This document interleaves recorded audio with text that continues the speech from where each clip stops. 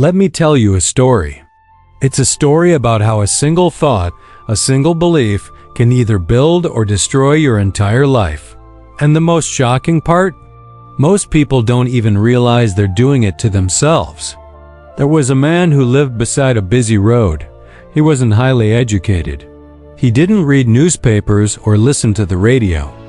He wasn't interested in political debates, economic predictions, or any of the gloomy news reports.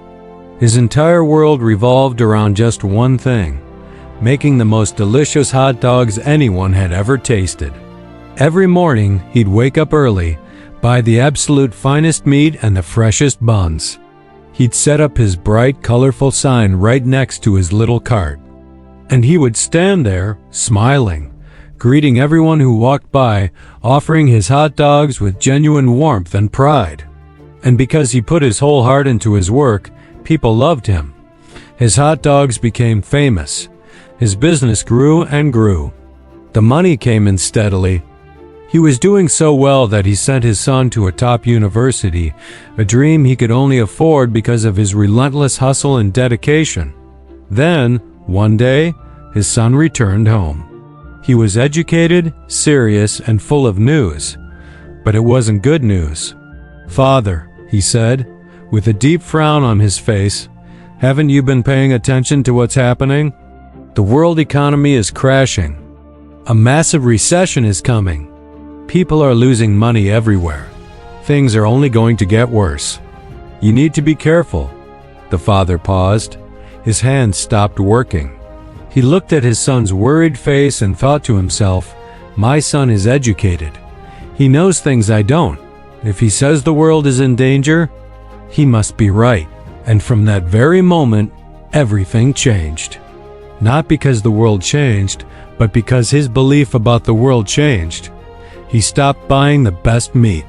He bought the cheaper kind instead. He replaced his fresh, soft buns with low-quality, stale ones. He turned off his bright, colorful sign. It was too expensive to run, he thought. He stopped smiling. He stopped welcoming people. He stopped believing that customers would even show up. His energy changed. His effort changed, and so, his business changed. Within just a few weeks, sales collapsed. Customers stopped coming. His once booming, lively cart became quiet and completely empty. Finally, the man turned to his son and sighed, "Son, you were right. We really are in a recession. Business is worse than ever." But the truth was the exact opposite.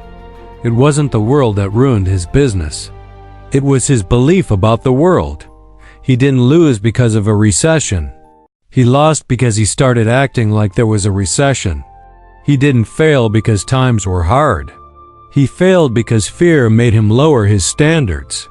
His mindset became a self-fulfilling prophecy. And isn't this what happens to so many of us? We hear someone say, "No one succeeds these days." We hear the news shout, "The economy is crashing." We hear people around us complain, "It's impossible to grow right now." And just like that, our energy drops. Our enthusiasm vanishes. We stop trying as hard. We stop smiling. We stop putting in our best effort. And in doing so, we create the very failure we were afraid of. The world may be noisy, full of negativity, and filled with predictions of disaster. But no matter how loud the world becomes, you must protect your mind. Because your work, your attitude, your decisions, your enthusiasm, these things matter far more than any prediction someone else makes. You decide the quality of your life by the quality of your actions. You choose the ingredients you use every day. You choose whether to show up with a smile on your face.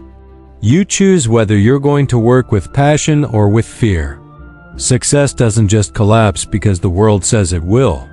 It collapses when you stop giving your best. So, be the gatekeeper of your own mind. Don't let fear decide your future. Don't let someone else's belief become your reality. The world will always have noise, but you have the power to choose whether to let it distract you or inspire you to prove it wrong. Now, I want to hear from you. Which part of this story touched your heart the most? I'll be reading every single comment to see what connected with you. Thanks for watching.